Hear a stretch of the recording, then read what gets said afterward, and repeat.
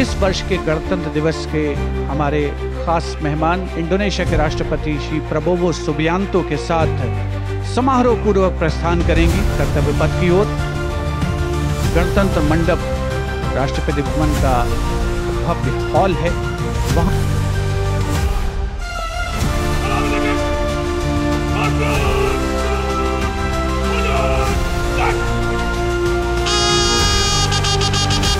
sungguh luar biasa. Perayaan Hari Republik ke-76 India tampaknya benar-benar menjadi sangat istimewa dengan kehadiran Presiden kita Bapak Prabowo Subianto sebagai satu-satunya tamu kehormatan.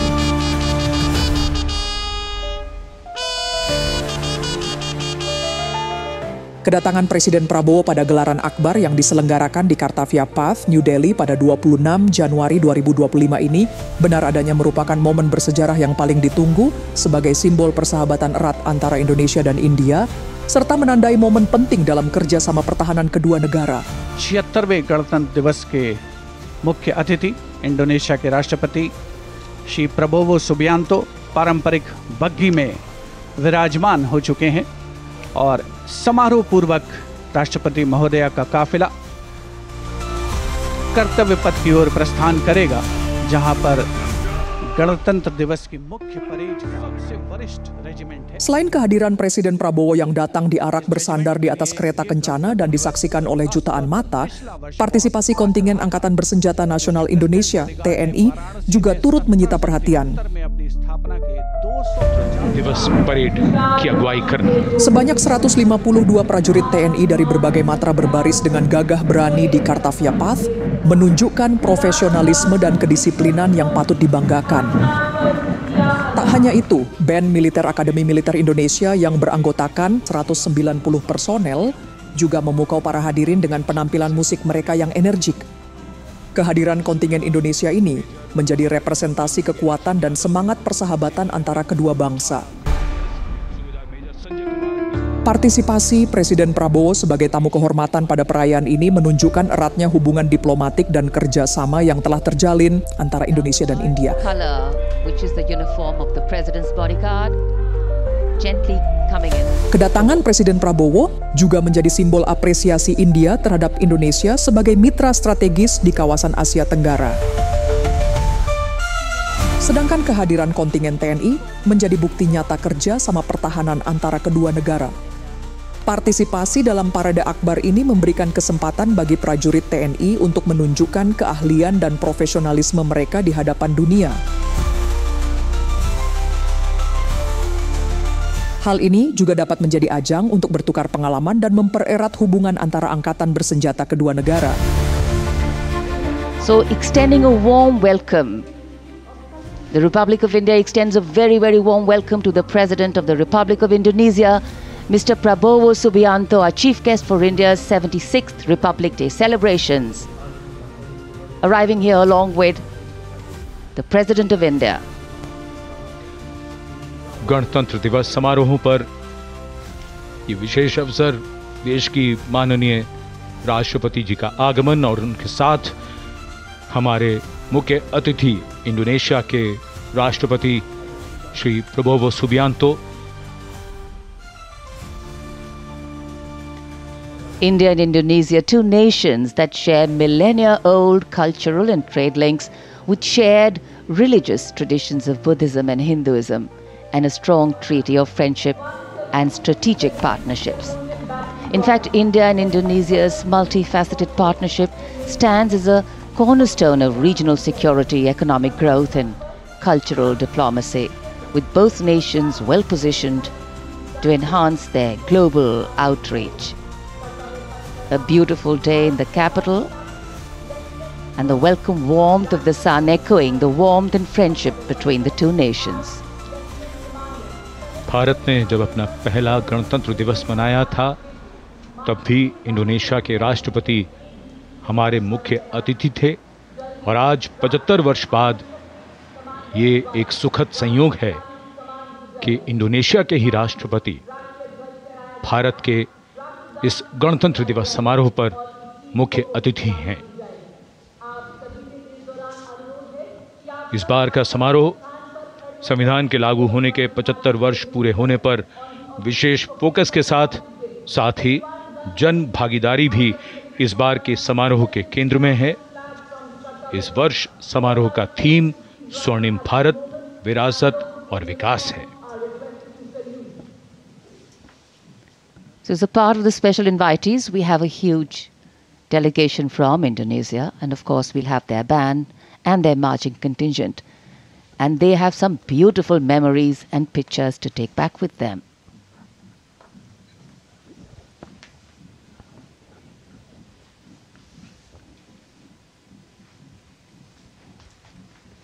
And now the national anthem, the 21-gun salute, and the unfurling of the national flag.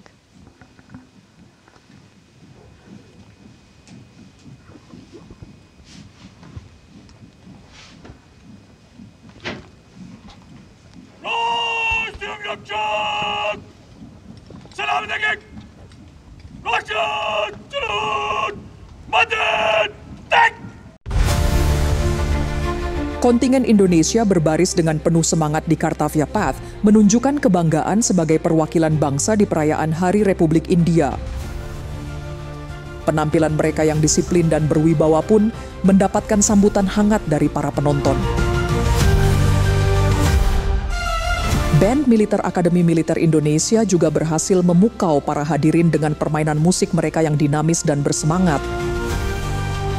Penampilan mereka menjadi salah satu daya tarik utama dalam parade tersebut. 129 helicopter unit के Mi-17 V5 helicopter कर्तव्य पथ की ओर उड़ान भरते हुए. Partisipasi kontingen Indonesia dalam parade ini bukan hanya menjadi ajang unjuk kebolehan, tetapi juga mempererat tali persaudaraan antara prajurit Indonesia dan India. Momen kebersamaan ini pun diharapkan dapat memperkuat kerjasama pertahanan kedua negara di masa mendatang. वायुसेना के ध्वज के साथ उड़ान भरते हुए धरती, आकाश, सब ओर. Kehadiran Presiden Prabowo di perayaan Hari Republik India bukan hanya sekadar kunjungan kenegaraan, tetapi juga wujud penghormatan terhadap India sebagai negara sahabat. Presiden Prabowo menjadi salah satu tokoh penting dalam perayaan Akbar ini, menunjukkan betapa eratnya hubungan antara Indonesia dan India. Partisipasi kontingen TNI dan kehadiran Presiden Prabowo di Hari Republik India tahun ini menjadi bukti nyata komitmen kedua negara untuk terus meningkatkan kerjasama di berbagai bidang. 16 दिसंबर सन 1989 को parachute regiment में commission प्राप्त किया. National defence college के पूर्व छात्र general officer ने नवंबर 2023 में GOC Delhi area का पदभार ग्रहण किया. तीनों सेनाओं के सर्वोच्च कमांडर राष्ट्रपति जी के सामने सलामी देने के लिए बढ़ रहे हैं परेड कमांडर. इस बार संयोग और गर्व की बात यह भी है कि परेड कमांडर के सुपुत्र परेड में अश्वारोही दल का नेतृत्व संभाल रहे हैं. Parade commander lieutenant general Bhavnish Kumar.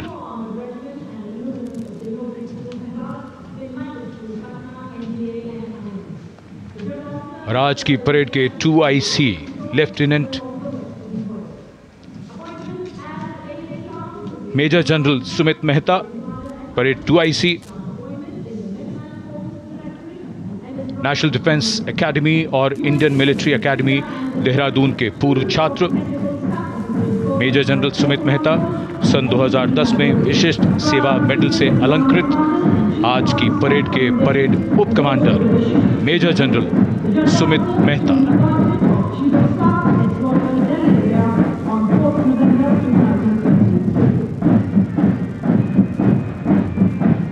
Parade commander और परेड 2IC के लिए बहुत बड़ा गौरव, सम्मान और दायित्व गणतंत्र दिवस परेड की अगुवाई करना.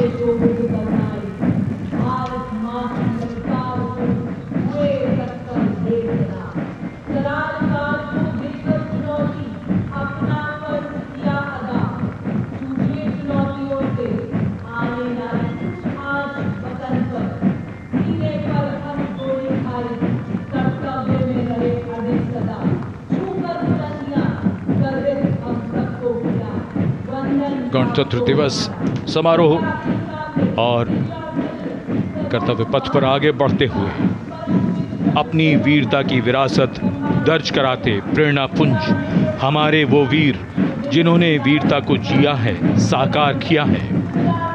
परमवीर चक्र से सम्मानित सूबेदार major honorary captain Yogendra Singh Yadav, सेवानिवृत्त 18 ग्रेनेडियर्स, सूबेदार major Sanjay Kumar PVC 13 Jammu Kashmir Rifles. शूरवीर कैसे होते हैं, कोई पूछे अगर तो बता देना कि वो ऐसे होते हैं। परमवीर चक्र युद्ध में असाधारण वीरता के लिए दिया जाता है और ये अशोक चक्र से सम्मानित लेफ्टिनेंट कर्नल जसराम सिंह अशोक चक्र। अशोक चक्र अन्य परिस्थितियों में वीरता और सर्वोच्च बलिदान के लिए शूरवीरों को दिया जाता है। And that flash in blue and white you see behind our gallantry award winners, the Gendarang Suling Kangka Lokananta military band of the Indonesian Military Academy, a 190-member ensemble band, a unique blend of military music and noble values. Going past the saluting base. Picture perfect positioning.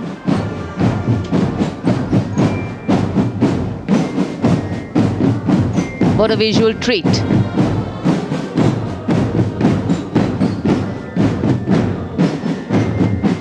Proud moment for our chief guest too as the band goes past the saluting base. Snare drums, veliras, trumpets, flutes, all a part of the band.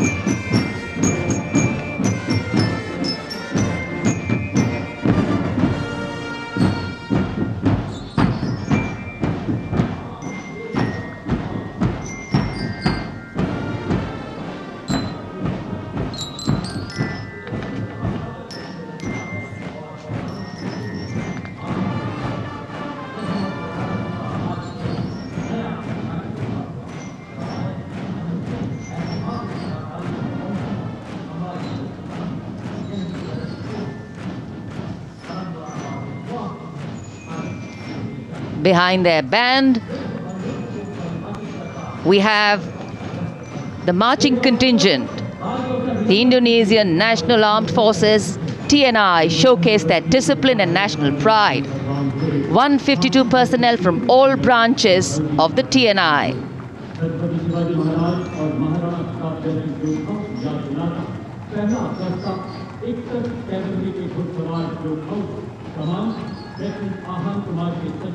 Meticulous training, synchronized steps, perfect timing.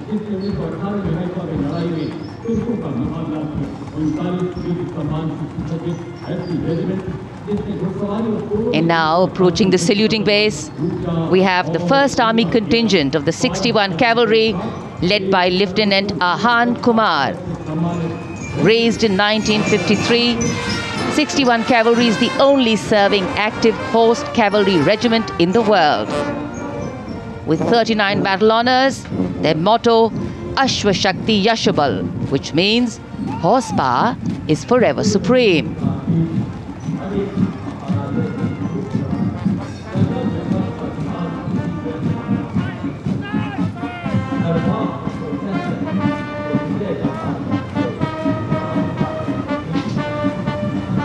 A flash of gold in the sky, a flash of gold on Kartavya Path.